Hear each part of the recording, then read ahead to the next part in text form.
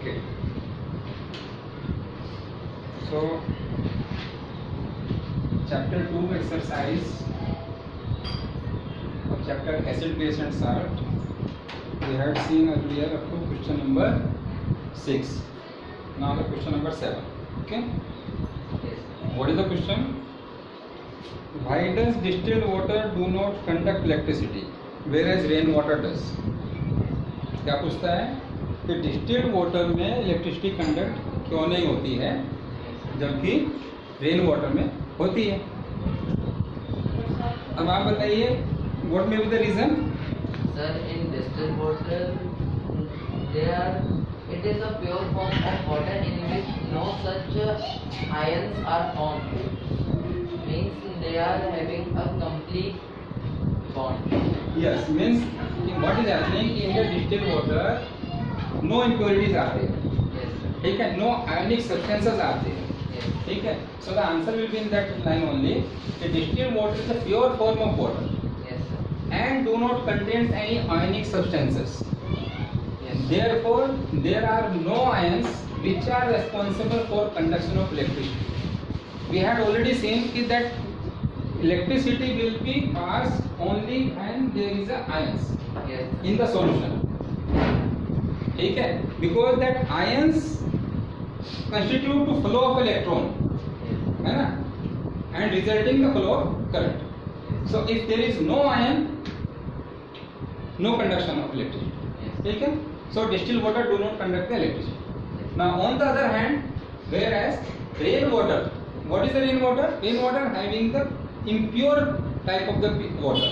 Yes. ठीक है, being an impure form of the water contains many ionic substances such as SO2 gas, CO2 and all many other sulfur, carbon, etc. etc. Whatever is found in impurity in the environment that comes along with the rain when rain comes. ठीक है, so that gets mixed with the rain water. Understood? Now, when these gases or ionic substances are dissolved into the water, they form some acid. ठीक है, कार्बनिक acid which produces the example है कार्बनिक acid only, not only that one, others also, which produces the H ions which results flow of electricity. ठीक है, basic what we want to write कि pure distilled water में यानी कि pure water में no ions, no flow of electricity, whereas in case of the rain water it is impure, so there are ions are available, so it constitutes the flow of the electricity. Now the next question number 8. What question number 8 asks?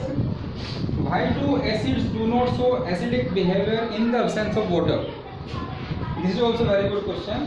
क्या बोलता है कि अगर water नहीं है तो आपका acidic behaviour क्यों नहीं शो करता है वो? बिलीव बॉक्स क्वेश्चन में हमने चेक किया था कि अगर आपका ड्राई HCl गैस था और ड्राई ही लिटमस पेपर था तो there was no change in the colour. तो it means there was no availability of the water and no availability of the water. हमने जब उसका आंसर लिखा था उसमें लिखा था कि because there is no H ions, so it means the answer will be on the same line that acids do not show acidic behavior in the absence of water because the disassociation of hydrogen ions, यानी कि acid से hydrogen ion का separate होना, ठीक है, तभी possible है जब वो वाटर के साथ एसोसिएट होगा.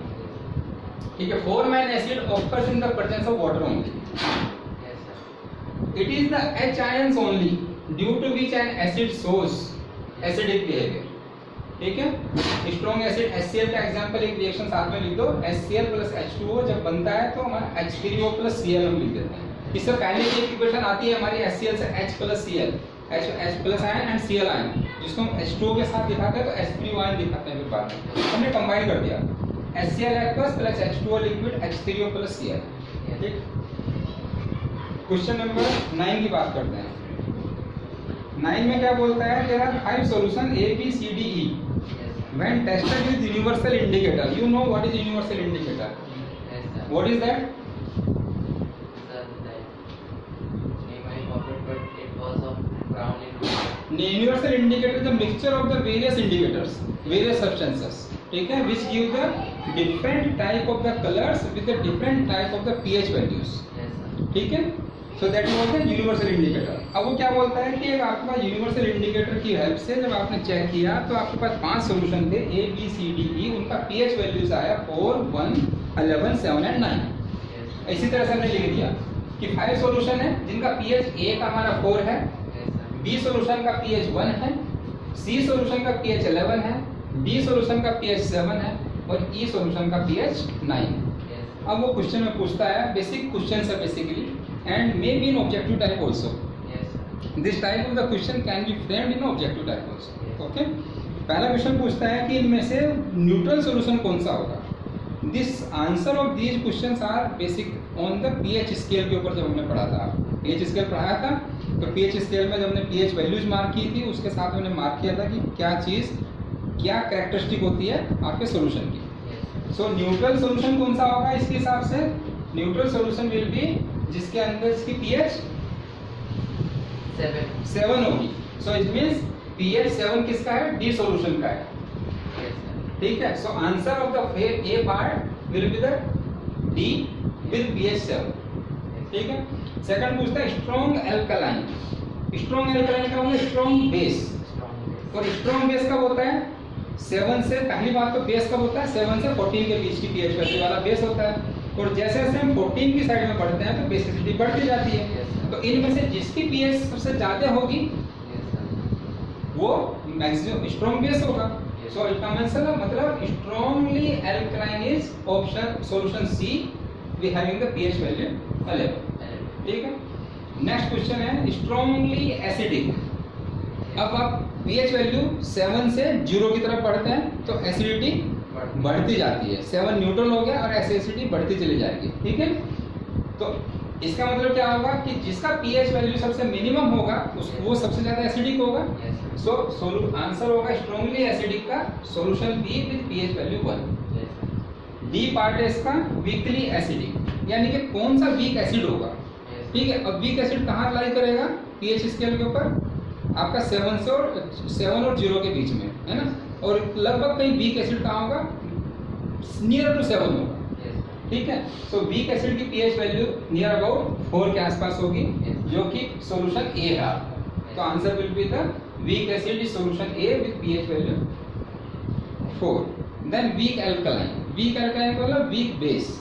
वीक बेस कहाँ लाई करेगा, 7 से 14 के बीच में बेसेस होते हैं। सेंटर में अगर ले लेते हैं तो एक मॉडरेट भी आ जाता है। ठीक है, तो वीक का मतलब क्या हो जाएगा, 7 के नजदीक वाला। ठीक है, तो वीक 7 के नजदीक में क्या पड़ता है, 9 इसमें पीएच वैल्यू है, तो solution E with the pH value 9। Very important part of this question, very important part of the question, you can underline this. What is asking, arrange the pH in increasing order of hydrogen ion concentration. What is asking, hydrogen ion concentration के base के ऊपर pH value को बताना है। yes, sir.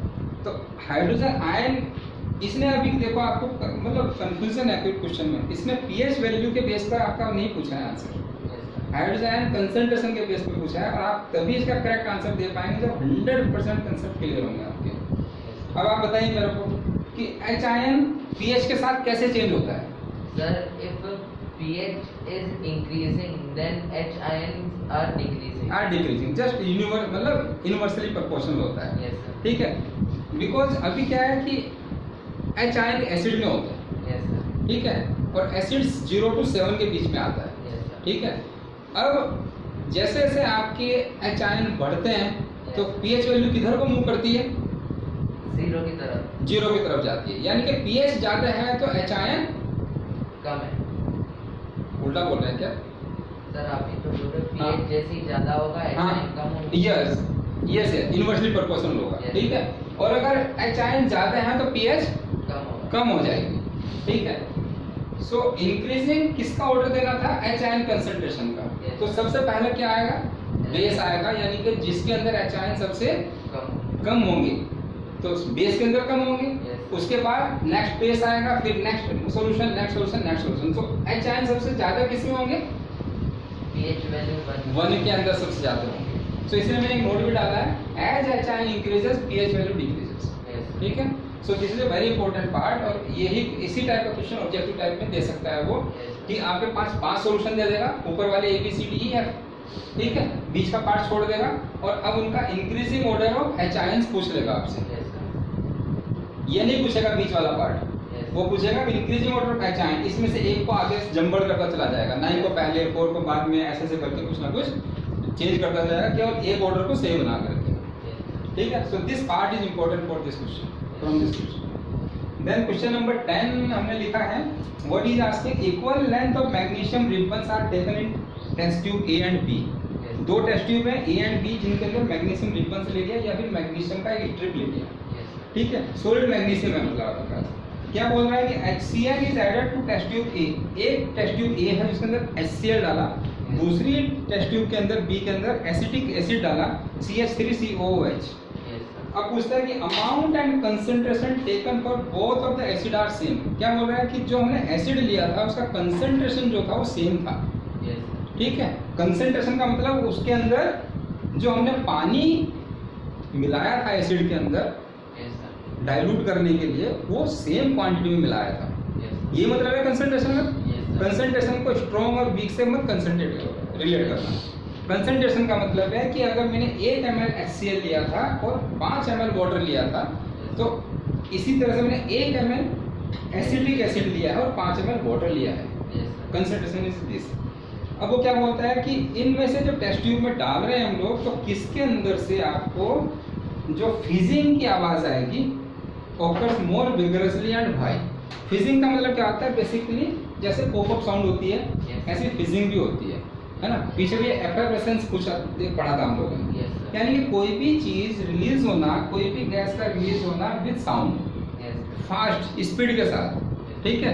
मतलब आप देखेंगे कि कभी कभी आप गाड़ी रोड में चल रहे हैं, कोई एक गाड़ी आपके बराबर से 100 की स्पीड से निकलती है तो आपको एक अजीब सी साउंड आती है, एक दूसरी गाड़ी जो 60 की स्पीड से निकलती है तो आपको नॉर्मल सा रहता है, ठीक है। आपके कानों में जो आवाज़ आती है वो एक अजीब सी आवाज़ आती है कि यार 100 किलोमीटर पर सेकंड की पर आवर की स्पीड से गाड़ी निकली है, तो वो फिजिंग हो गया है।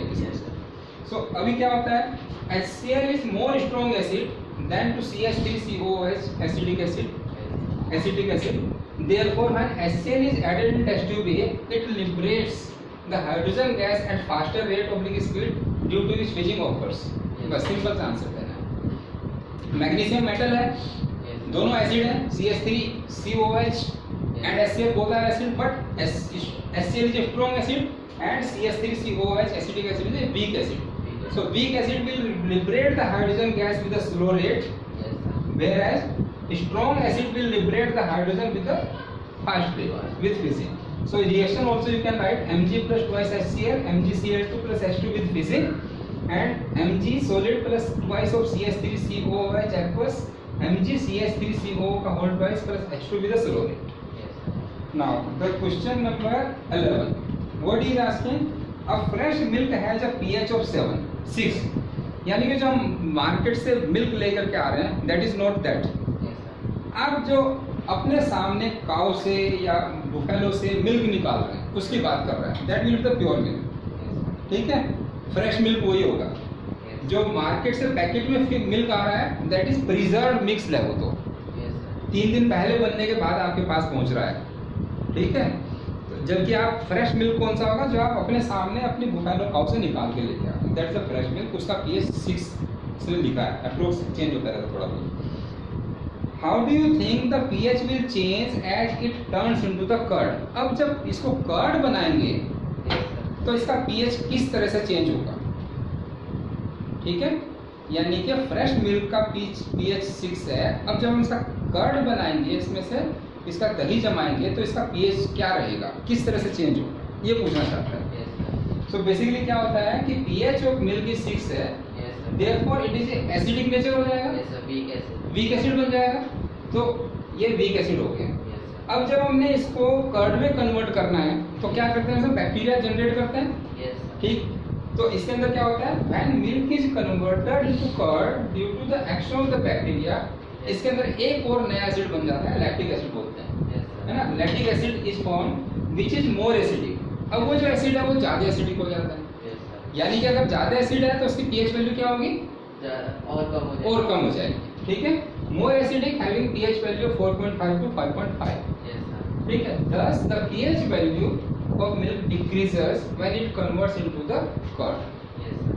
आपने कभी कभी सुना होगा कुछ आदमी बोलते हैं कि यार मेरे को दूध पीने से एसिडिटी होती है, Yes, sir. और ये भी सुना होगा कि चाय मिल्क वाली चाय होती है वो पीने से एसिडिटी होती है। Yes, sir. तो उसका रीजन ये होता है कि कुछ आदमियों का स्टमक का अंदर का बॉडी का नेचर ऐसा है कि जब वो थोड़ा सा भी ये मिल्क पी लेते हैं तो एसिडिटी बढ़ जाती है उनकी। Yes, sir. ठीक है। और कभी कभी ये भी सुना होगा यार मेरे को कर्ड खाने से कुछ नहीं हो रहा है, तो उल्टे फायदा होता है। Yes, sir. ठीक है। तो कर्ड जबकि उसकी एसिडिटी ज़्यादा है बट वो इनडाइजेशन को इम्प्रूव करती है, यानी कि डाइजेशन में हेल्प करती है। Yes, sir. तो it depend upon the nature of the body of the human कि उसकी बॉडी में किस टाइप से HCl प्रोड्यूस हो रहा है, किस टाइप से उसके हार्मोन है, क्या रिएक्शन हो रही है। वैसे तो सबकी मशीन एक ही बनी है, सबके ऑर्गन्स एक ही हैं और भगवान ने सबको बोला है कि इसी टाइप से काम करना है, लेकिन फिर भी जो हमारा इंटेक है, बॉडी का जो स्ट्रक्चर है, उसकी और एक्टिविटीज़ है हमारी, बेस्ड ऑन दैट हमारा सिस्टम जो है थोड़ा थोड़ा चेंज हो जाता है सब। Yes, sir. तो इसीलिए बोलते हैं कि कुछ आदमी ऐसे भी सुना होगा कि मिल्क पीने से डिसेंट्री लग जाती है कई बार। ठीक है। उसका भी रीजन यही है कि उसका इनडाइजेशन हो जाता है, एसिड ज़्यादा हो जाता है, पेट में गर्मी ज़्यादा हो जाती है, तो उसको डिसेंट्री शुरू हो जाती है, तो वो मिल्क बिल्कुल नहीं पीते हैं वो लोग। So milk basically of the acidic nature. Yes, sir. Question number 12, 13, 14 and 15 we will do tomorrow. Okay. हैं? Okay then. इसमें कोई डाउट? No, sir. जितना बाकी है वो लिख लो, उसके बाद क्लोज कर देंगे।